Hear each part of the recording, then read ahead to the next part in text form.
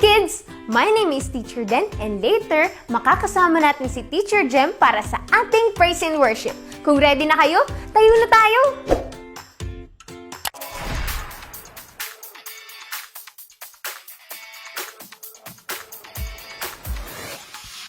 When you're jumping up and down, when you're spinning round and round, God's seeing everything you do, 'cause He's watching over you.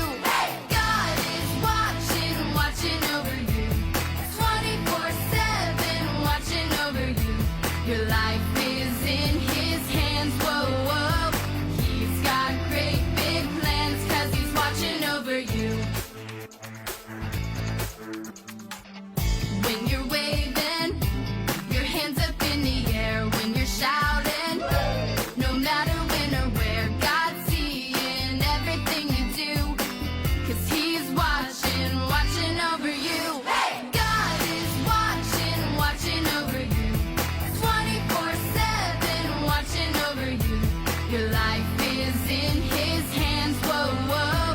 He's got great big plans, 'cause He's watching over you. Yeah, yeah, yeah, yeah. God is watching over you, 24/7 watching over you. Your life is in His hands, whoa, whoa. He's got great big plans. God is watching over you, 24/7 watching over you. Your life is in His hands, whoa, whoa. He's got great big plans, 'cause He's watching over you.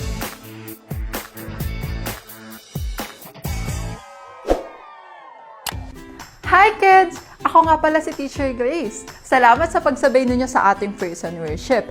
At Teachers Den, Teacher Jeremy, salamat muli sa pangunguna sa amin. Today, we will learn a new lesson. But before we begin, do you remember our lesson last week? If you were here last week, we talked about helpfulness. Today, we will learn about honesty. Kids, sabayan niyo ako. Today, we will learn about honesty. Thank you, kids! And before we begin, let us pray. Kids, let's do the prayer formation. First, close your hands. Second, bow down your head.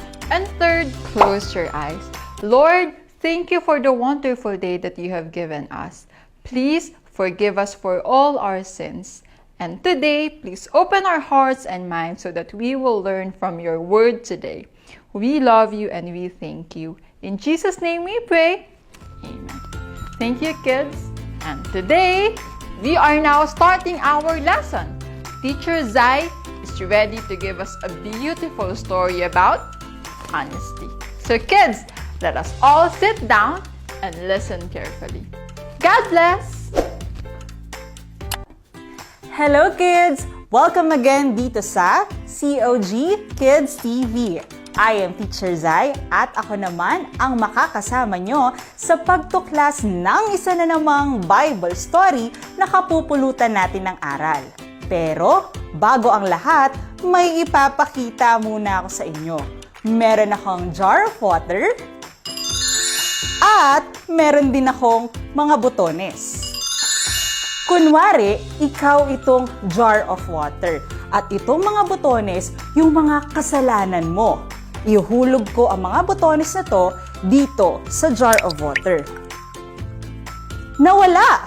Pero ang totoo, nandito pa din. Ganyan tayo kapag nagsisinungaling.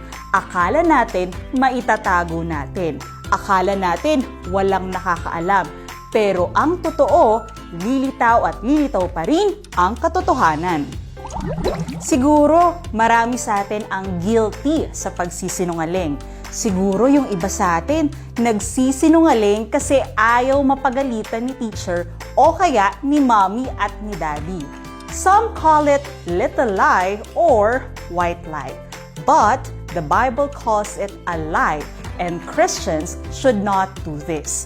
Sabi nga sa 9th commandment ni Lord, you shall not give false testimony to your neighbor. In other words, huwag kang magsisinungaling. Always embrace honesty. Honesty? Honesty is not just about speaking in truth. It also involves acting in truth. Therefore, honesty is both speaking and acting truthfully. Para mas lalo nating maintindihan ang ibig sabihin ng honesty, bubuksan natin ang ating mga Bible sa Acts chapter 5 verses 1 to 11. Nandyan na ba kayo? Ready na? Ang title ng story natin for today ay si Ananias at si Safira. Noong unang panahon pala, kapag naging disciple ka o tagusunod ni Jesus, lahat ng ari-arian mo ay ipagkakatiwala mo sa mga apostol. Lahat dapat hindi pwedeng 1/4, hindi pwedeng 1/2. Dapat buo. Dapat lahat-lahat ay ipagkakatiwala mo sa mga apostol. Nang mamatay si Jesus, patuloy pa rin sa pagpapalaganap ng mabuting balita ang mga disipulo. At hindi lang yon, unti-unti rin silang nadagdagan. 2 sa nadagdag sa kanila ay ang mag-asawang si Ananias at si Safira. Isang araw, pinagbili nila ang kanilang lupang ari-arian. Subalit, ang problema, hindi nila ibinigay ang buong pinagbilhan ng lupa. Isang bahagi lamang ang pinagkatiwala nila sa mga apostol. Nalaman ito ni Pedro, kaya kinausap ni Pedro si Ananias. Sinabi nito sa kanya, "Ananias, bakit ka nagsinungaling? Bakit mo ito tinago sa amin? Bakit ka nagpadala kay Satanas? Hindi mo ba alam na hindi ka sa tao nagsisinungaling kundi sa Diyos?" Nang marinig ito ni Ananias, siya ay bumulagta, nalagutan ng hininga at tuluyang namatay.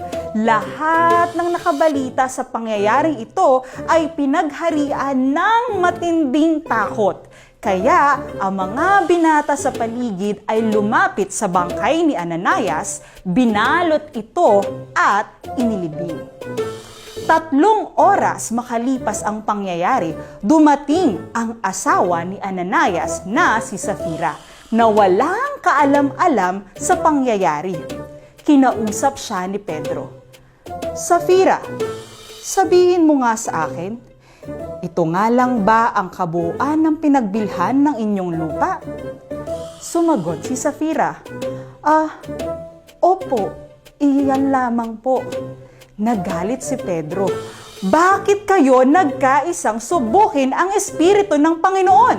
Hayan, nariyan ang mga binatang kararating lang pagkatapos ilibing ang iyong asawa at ikaw naman ang isusunod nila." Noon din namatay si Safira sa paanan ni Pedro, kaya lumapit ang mga binata, ibinalot ang bangkay at inilibing sa tabi ng kanyang asawa. Lagi nating tatandaan na nakikita ng Panginoon ang lahat-lahat ng ating ginagawa, lalong-lalo na ang laman ng ating puso. Wala tayong pwedeng itago sa Panginoon, kaya baliwala kung magsisinungaling tayo. Today, God wants you to know that you are loved and that you are forgiven. Pwede pa rin tayong maging malinis. Ang dapat lang nating gawin ay lumapit sa Kanya, humingi ng kapatawaran, and be honest for what we have done. Ano bang kailangan natin gawin para lagi tayong honest? Number 1, tell the truth every day. Araw-araw, dapat laging magsasabi ng totoo. Number 2, tell the truth everywhere. Dapat kahit saan tayo magpunta, magsasabi tayo ng totoo. Sa church, sa school, sa bahay, dapat laging totoo. And number 3, tell the truth to everyone.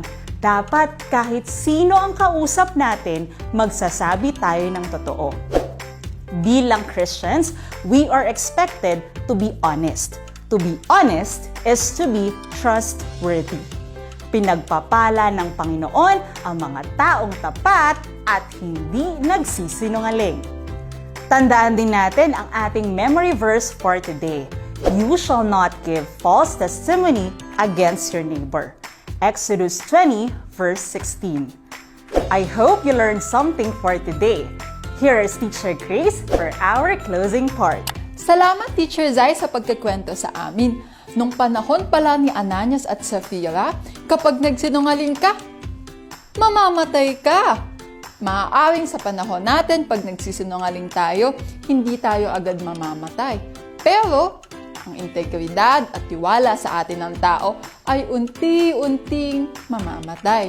Sabi nga nila, ang integridad at tiwala sa atin ay isa sa napakahalagang parte ng pagiging tao. Kaya kids, always remember to tell the truth every day, tell the truth everywhere, and tell the truth to everyone. In our memory verse, pinaalalahanan tayo. In Exodus 20 verse 16, you shall not give false testimony against your neighbor. Kids, samahan niyo ako sa pananalangin and let us ask for God's wisdom, strength, and for Him to lead us to always tell the truth at all times. Let us do the prayer formation.